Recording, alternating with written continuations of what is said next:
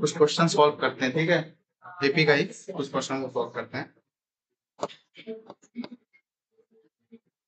The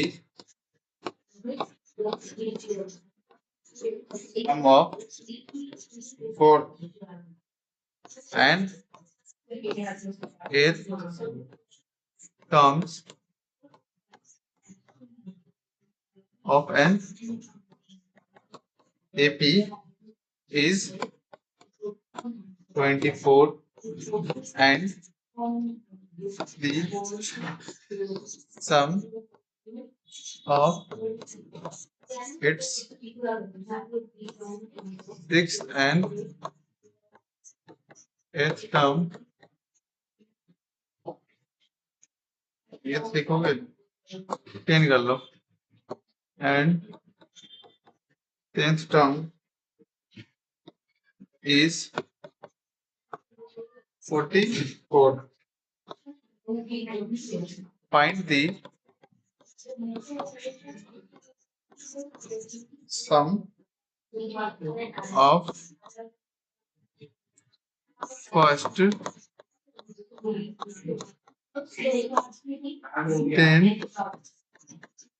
terms of the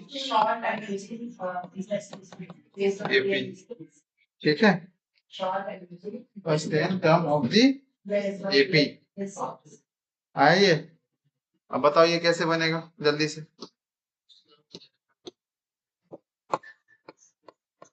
4th and 8th term का हो गया, क्या दिया हुआ है, 20 क्या मतलब है सम किसके, 4th और 8th टर्म, 4th और 8th टर्म का, मतलब T4 और T8 का सम है, दोनों का सम कितना दिया हुआ है, ये 24, कितना दिया हुआ है, ये 24 गिवन है, समझ में आया ये।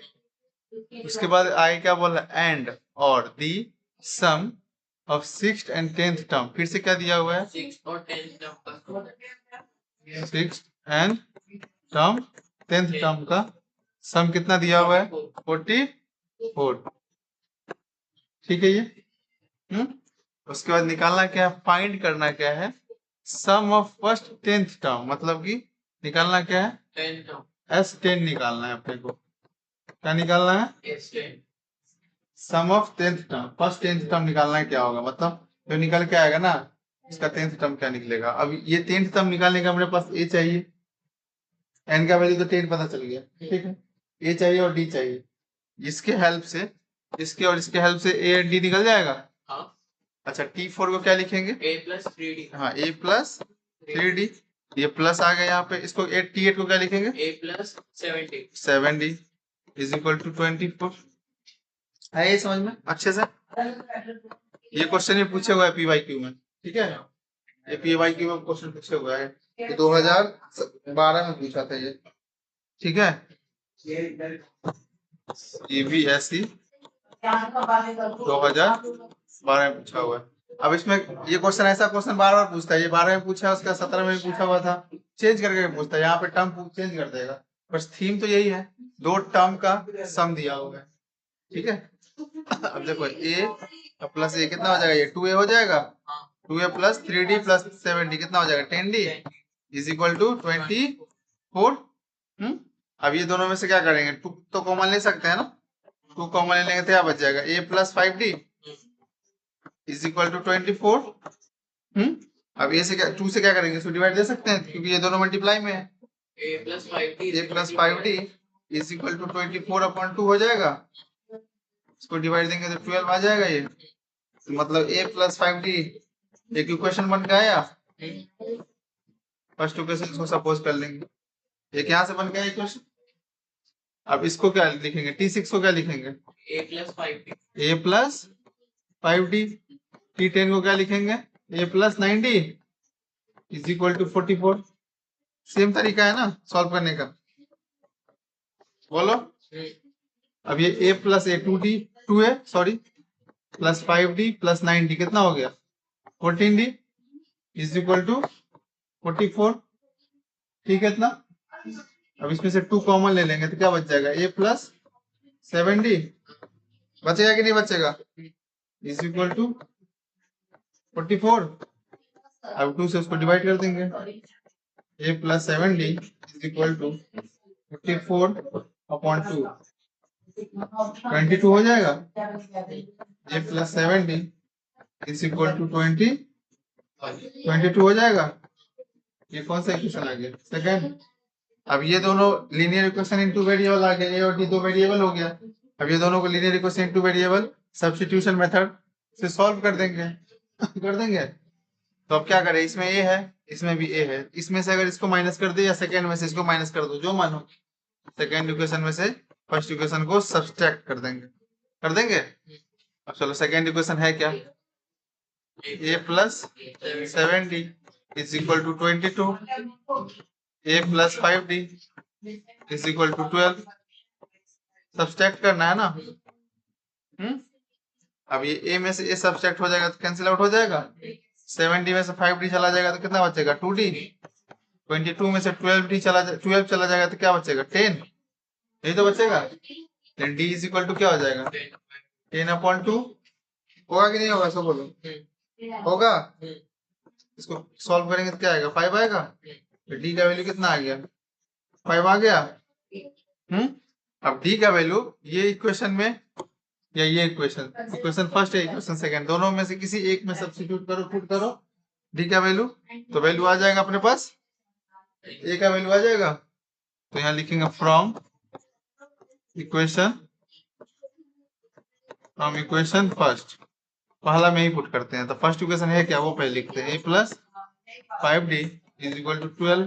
क्या करेंगे? d का वैल्यू इसमें सब्स्टिट्यूट कर देंगे। a प्लस 5 इंटू d का वैल्यू कितना आया? 5 इज इक्वल टू 12।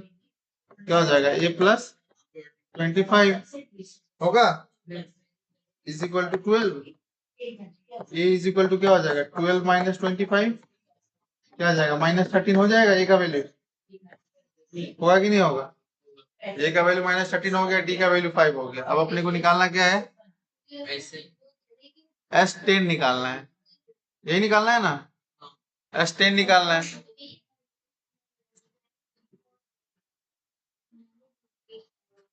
S10 निकालना है ना? S10 निकालना है। तो पहले Sn होता क्या है? n/2 2a plus n-1 into, यही होता है ना। अब S10 निकालना, मतलब n के जगह पर 10 बस पुट कर दो यहाँ से, हो जाएगा। और a का वैल्यू कितना आया? -13 आया ना यहाँ पे सॉल्व करने पे। प्लस n का वैल्यू यहाँ पे क्या हो जाएगा? 10-1 इंटू d का वैल्यू कितना आया सॉल्व करने पे? 5। अब क्या करेंगे? सिंपली इसको सॉल्व करेंगे। इसको सॉल्व करेंगे तो कितना आ जाएगा? 5। ये कितना हो जाएगा? -26। ये कितना आ जाएगा? 9 इंटू 5। ये कितना हो गया? 5 माइनस 26 प्लस 45। इसको सॉल्व करेंगे तो कितना होगा बताओ? माइनस 19 होगा ना। माइनस कहाँ से आएगा? 5 इंटू 19 कितना हो गया? 95 आ गया। S10 कितना आ गया? सम ऑफ फर्स्ट 10 टर्म कितना आ गया? 95 आ गया। आंसर हो गया। समझ में आया? चलो नोट डाउन करो। चलो नेक्स्ट क्वेश्चन देखो। ये 2024 में पूछा हुआ है 35 नंबर क्वेश्चन। ठीक है, क्या दिया हुआ है? ये 35 नंबर क्वेश्चन है ना। 35 नंबर क्वेश्चन है। तो 34 ही इंपोर्ट हो पाया। अभी 35 नंबर क्वेश्चन ये चाहिए अपने को। 35 ओह इज गोइंग ऑन। कहाँ चला गया? 35 ये रहा ना। ये रहा ना 35।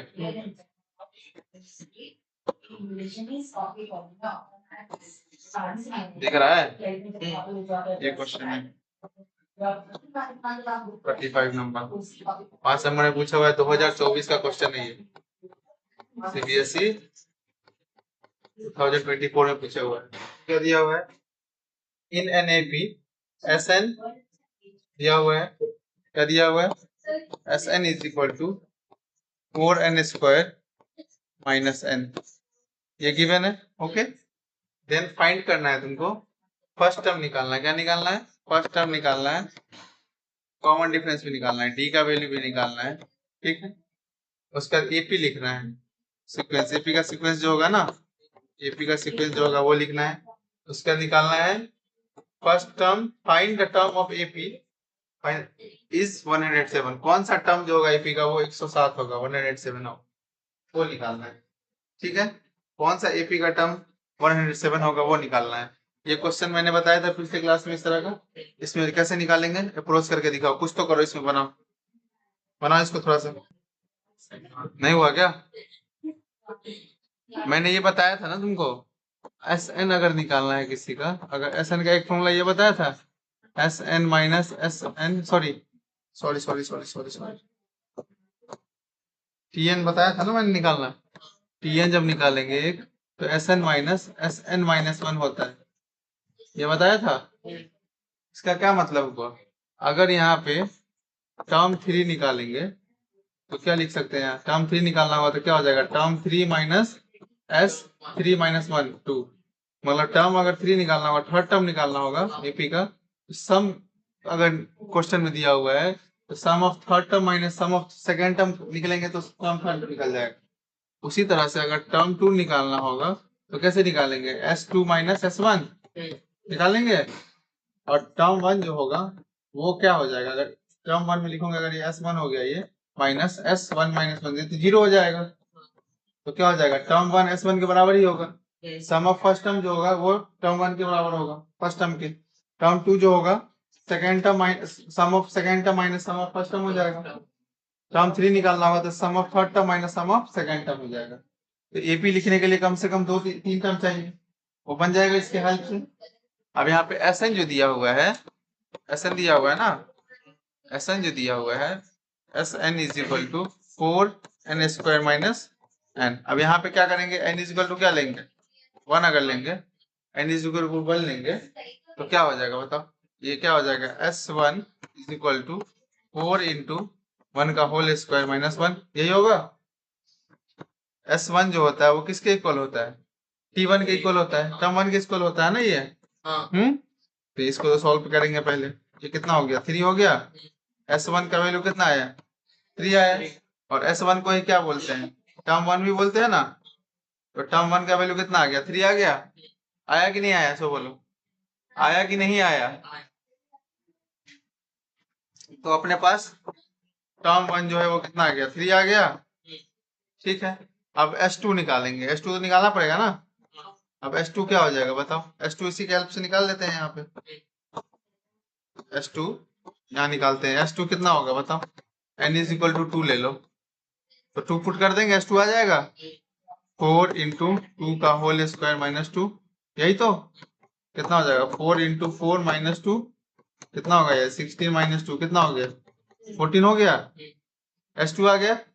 तो टी टू निकालना होगा तो क्या करेंगे? S two minus S one करेंगे। एस वन तो ये आया है अपने पास, ये एस टू आ गया यहाँ पे।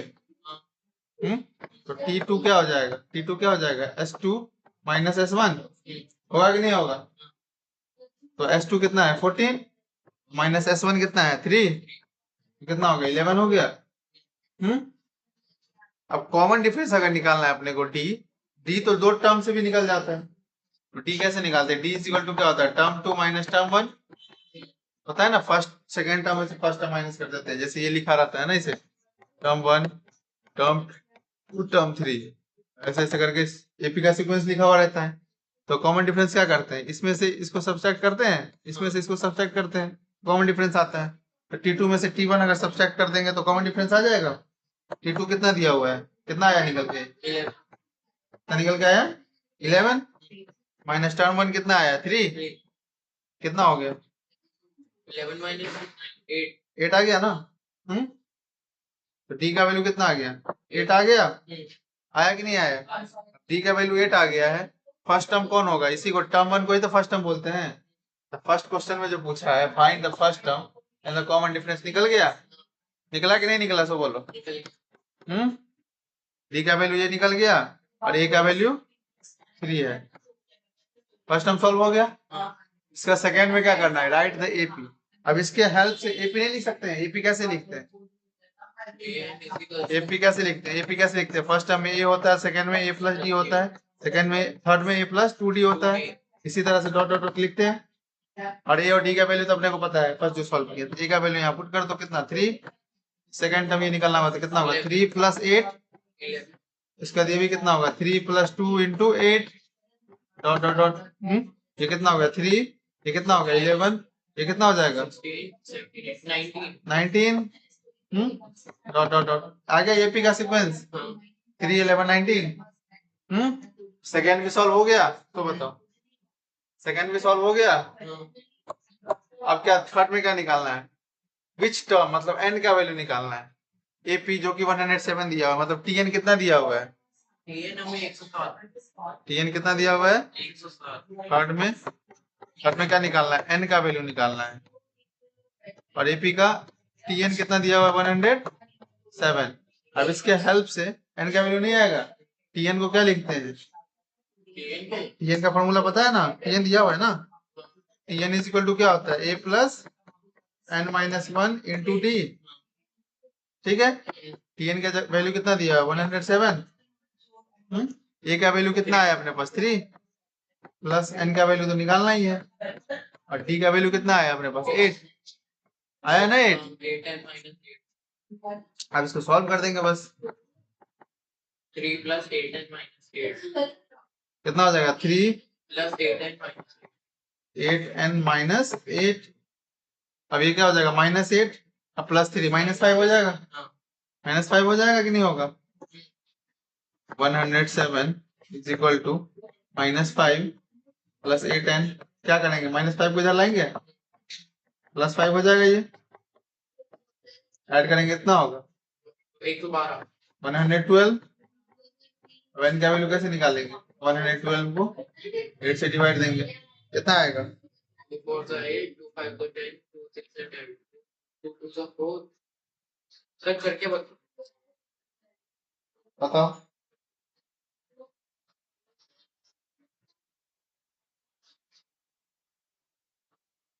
तो 14 14 आ जाएगा, n का वैल्यू कितना आ गया 14 आ गया, सॉल्व हो गया तीसरा, समझ में आई है। हाँ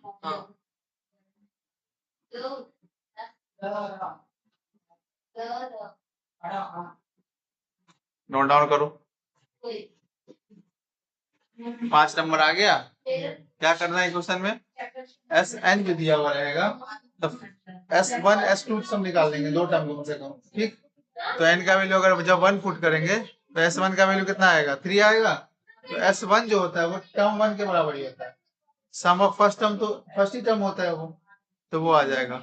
और जनरल फॉर्मूला जो टीएन का निकालने का होता है, जब एस एन दिया रहे तो जनरल फॉर्मूला जब निकालते हैं टीएन तो क्या होता है एस एन माइनस, ये जनरल फॉर्मूला है टीएन निकालने का,